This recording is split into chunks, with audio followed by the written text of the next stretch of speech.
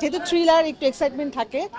আর একটা বিষয় ভালো লেগেছে যে লোভ থাকলে যে মানুষের বেশি লোভ থাকলে যে মানুষের যে খারাপ পরিণতি হয়, এই ছবিটা দেখলে ওই মেসেজটা পাওয়া যাবে।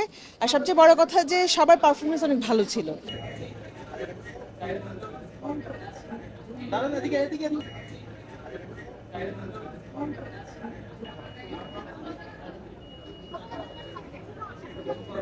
তিশা যে ক্যারেক্টারটা এটা খুব ভালো গ্রিপ করেছে। এই ধরনের ক্যারেক্টার এন্টি ক্যারেক্টার তো প্লে করতে দেখা যায় না সাধারণত ওকে।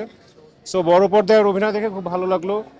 তানভীর তো বরাবরই খুব ভালো অভিনয় করে, সেন্টুর অভিনয় খুব ভালো লাগলো। সো গল্প গ্রিপই ছিল, ডিরেকশন অনেক ভালো। সো ভালো, আমি আশা করবো একটা সিকুয়েল আসবে এটা। খুবই ভালো লেগেছে, বিশেষ করে এখানে যারা পারফরমেন্স করেছে পারফরমেন্স খুবই অসাধারণ।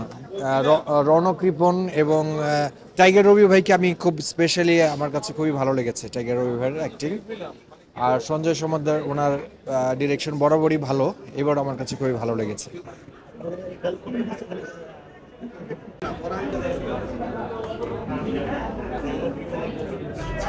তানজিন তিশাকে প্রথমবার বড় পর্দায় দেখলাম, ভালো লাগলো। আমি মনে করি তানজিন তিশার বড় পর্দায় আসা উচিত।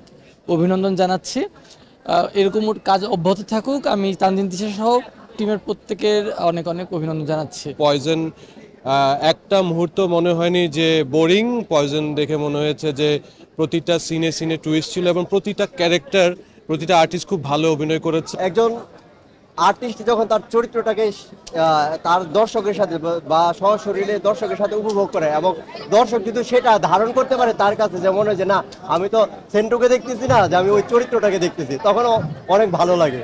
আসলে আমি সব ধরনের চরিত্রই করতে চাই। তো আমি আর্টিস্ট, আমার কাছে চরিত্র আসছে, আমি সেই চরিত্রটাকে ভিন্নভাবে, একটা চরিত্রকে ভিন্নভাবে উপস্থাপন করার চেষ্টা করি আর কি।